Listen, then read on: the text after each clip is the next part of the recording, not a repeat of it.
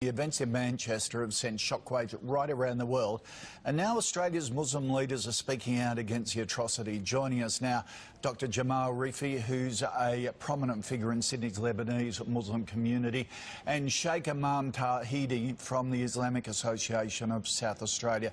First you, Imam, the suicide bomber, 22 years old, born in Manchester. How did these young people get radicalised? Good morning. Basically, we need to be very realistic when dealing with this matter.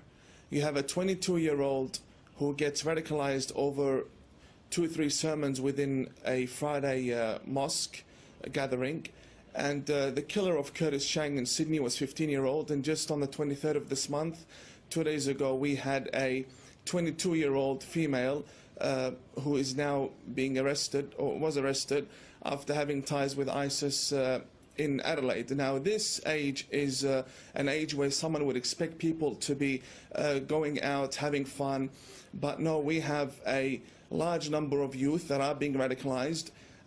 This happens because of the books that we have, the Islamic scriptures that we have.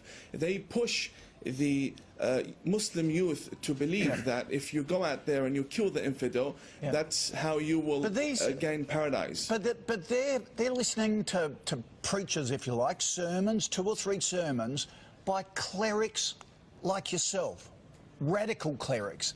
What do you more moderate clerics do to out your compatriots who are turning these young Muslims?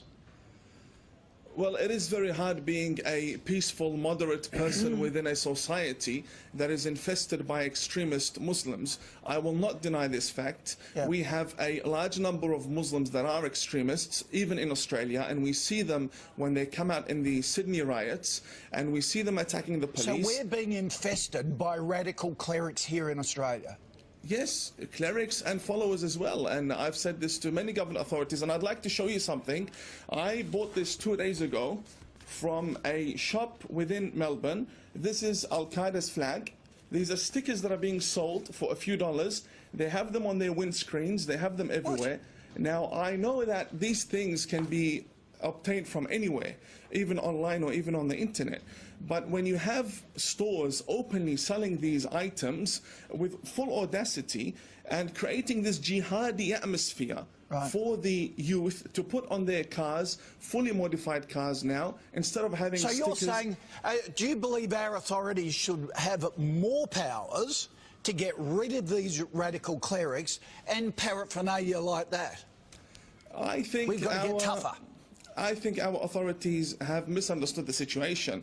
They have good relationships with the Muslim community, but having good relationships with the Muslim community does not necessarily mean you have control over them and that you can prevent a lone wolf attack. Yep. Jamal, you've constantly condemned many acts of terror. Do Muslim leaders have to be more vocal? The Prime Minister and the Foreign Minister yesterday were surprised that Muslim leaders were silent yesterday on this whole issue. Do you have to be more aggressive, or do you live in fear? Look, we don't live in fear. We live in a very peaceful country. I don't know where the Imam got his information from. First of all, these scriptures existed for hundreds of years.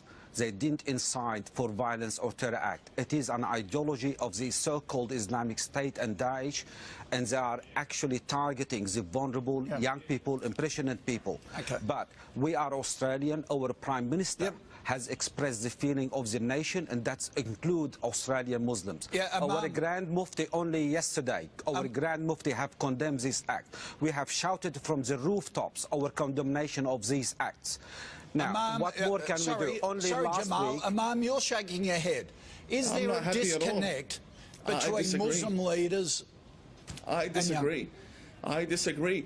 We have a situation where there is a month doesn't go by without a terrorist attack happening somewhere around the world. And for the past 1,400 years, we have had a religion of war. That's exactly what we have had. This is not something I'm imagining. These are facts. We've had many wars. How did Islam spread from Saudi Arabia down to Indonesia and Bosnia? All spread by the sword. We had many wars. Yeah. And for someone to come and say these Islamic scriptures have nothing to do with it, I mean, that's against the facts. That's not true. The Islamic scriptures is exactly what is pushing these people to behead the infidel. Let me tell you something. The people that are beheading, that the person that killed the young girls in Manchester did so believing he was going to dine with the Prophet Muhammad that very night. And that is because the Islamic scriptures... That's not true. There is nothing... There is nothing in Islam that will justify... Do not lie to the Australian nation. Listen, we have there is in our nothing books in the Islam teachings that will of justify killing innocent people. To behead people and to kill and massacre people. You cannot sit there and lie to the Australian people. Wait a second. I came here believing that you are a moderate person. Do not lie to the Australian public. Reply to Jamal. Do not lie to the Australian public. Our books teach the beheading of people. Jamal, you go ahead. I never lied in my life. I've always said what I believe in, and what I believe in is the truth. Now, these suicide bombers, that what we saw in Manchester, everyone would know in the Muslim community that he is not going into heaven, he's going to hell. He just killed innocent people, let alone children. It is a horrific act. We condemn it. We are against it. And there is nothing in our religion will support killing of innocent people. Full stop.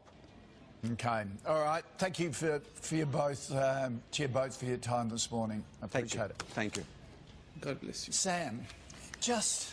Wow. Is this one of the issues, that there are such extreme views within the Muslim community itself? It's one of the issues, but can I just say that Imam was on 7 News a couple of weeks ago, and one of our reporters took him to Western Sydney, and he was spat on and sworn at by a lot of the locals there for speaking what a lot of us will say is quite sensible stuff. So a really very big split there within their community. Is that the problem? Yeah, that's and he's actually being incredibly brave to come out and say that. Yep, so that's really powerful stuff.